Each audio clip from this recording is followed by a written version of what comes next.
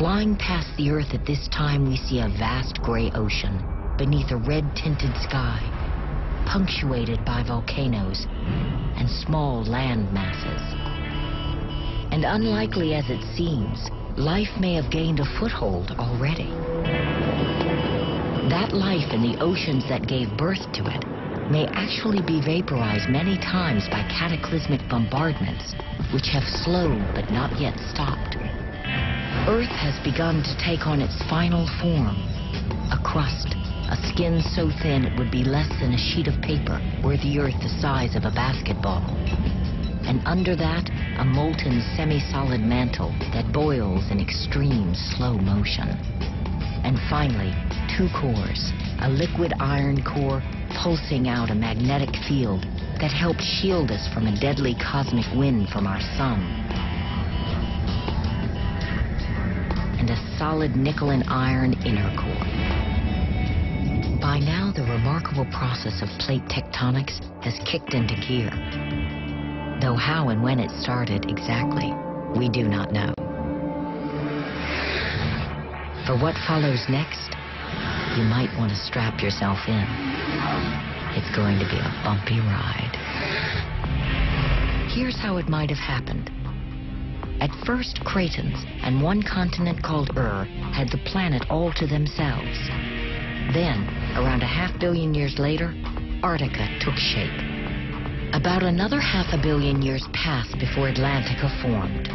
The continents roamed separately until, about 1.8 billion years ago, Antarctica collided with what is now Eastern Antarctica to form Nina. Then Nina, Atlantica, and collided 1 billion years ago, forming the supercontinent Rodinia. After about 300 million years, the three landmasses separated and came back together in a new configuration, Pangaea. Pangaea came apart too. When Pangaea split, and Atlantica split up too. If you're confused, join the club. Even the Earth seems confused. All of this movement made for a host of unlikely neighbors way back when. North America's eastern seaboard once rubbed shoulders with Chile. California and Australia were neighbors, if not connected.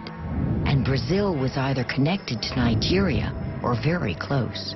Run the Earth time machine backwards, and you can see why. But no matter how many times you run the demolition derby of the continents, a question remains.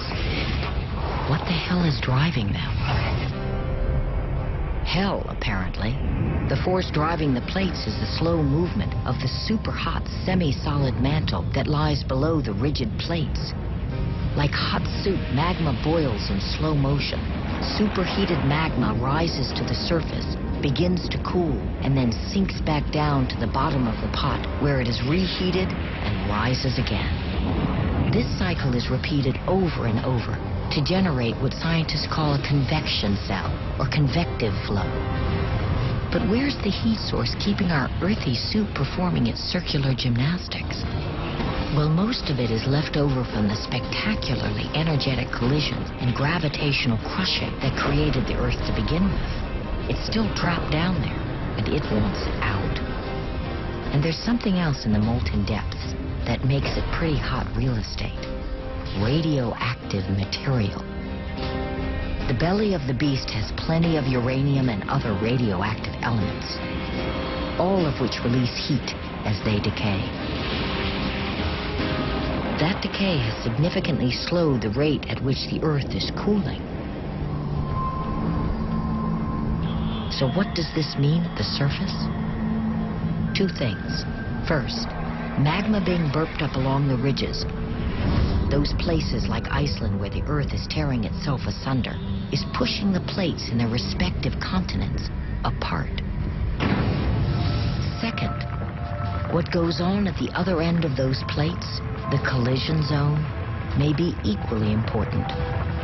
Here, where the heavier plates dive under the lighter ones, yanked downwards by gravity, they haul along their plates back into the oblivion of the mantle. That's what we know.